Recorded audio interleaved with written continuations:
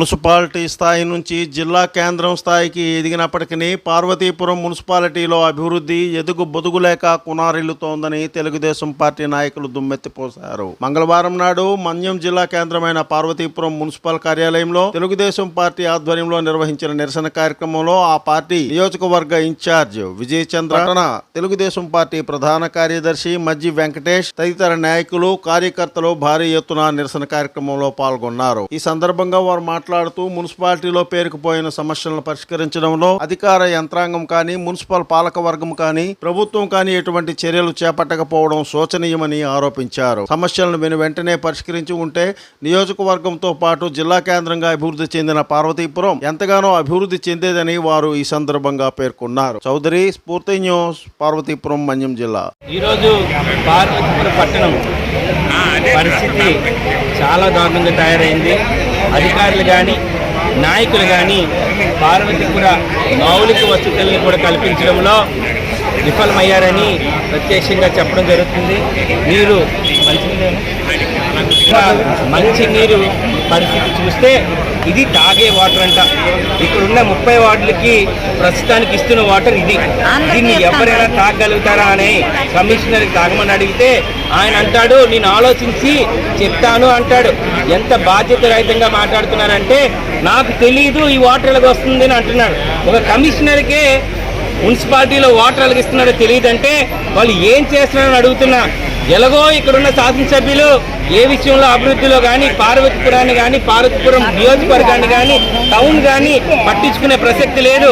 ఆయన దాచుకుంది దోచుకుంది దానికోసం ఆలోచన తప్ప ప్రజలకు ఏమి ఇవ్వాలి, ప్రజలకు సమస్యలు ఏంటి అని మాట్లాడలేని వ్యక్తి ఈ జోగారావు అయితే దానికి వత్తాసు పలుకుతున్న ఈ అధికారులు కూడా అదే విధంగా తయారయ్యారు.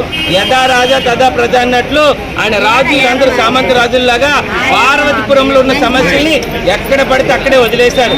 నీటి సమస్యే కాదు, ఇక్కడున్న మున్సిపాలిటీలో శానిటేషన్ మరీ దారుణంగా ఉంది. ఎక్కడ చూసినా పూడికలు తీయకుండా కాలువల నుంచి మురుగునీరు ప్రవహిస్తున్నాయి. ఇక ముఖ్యంగా మాట్లాడాల్సి వస్తే 10వ వార్డు విషయం. 10వ వార్డులో మురుగునీరు రోడ్లపైకి వచ్చి ప్రవహిస్తున్నాయి.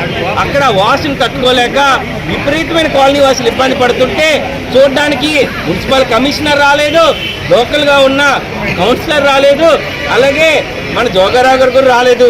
ఇది వాళ్ళ పాలన. అంటే ప్రజలంటే ఎంత ప్రేమ ఉందో ఆలోచించండి.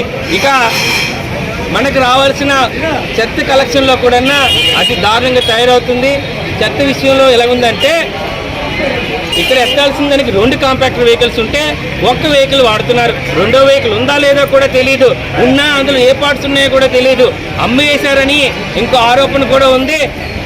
అలాగే క్లాబ్ విషయంలో ఏదైతే గవర్నమెంట్ వెహికల్స్ చిన్న ఆటోలు ఇచ్చిందో ఆటోలను కూడా వాడలేని పరిస్థితిలో ఫెయిల్ అయింది మున్సిపల్ కౌన్సిల్. ఎందుకయ్యా మీరందరూ ఉండి, ఎందుకయ్యా మిమ్మల్ని ఎంచుకొని, ఎందుకయ్యా మీ వార్డుల నుంచి మేము ప్రజలు పంపించింది? మీ వార్డుకి మంచినీరు ఇవ్వలేకపోతున్నారు, మీ వార్డులో కాలువలు పుడుకులు తీయలేకపోతున్నారు, మీ వార్డులో మురుగునీరుని కూడా తీయలేకపోతున్నారు. మీరు కౌన్సిలర్స్గా దేనికి పనికిరారు. అదేమని సిద్ధమయ్యారంటే రాబోతున్న 2 నెలల్లో వీళ్ళందరికీ కూడా చమరగీతం పాడడం ఖాయం.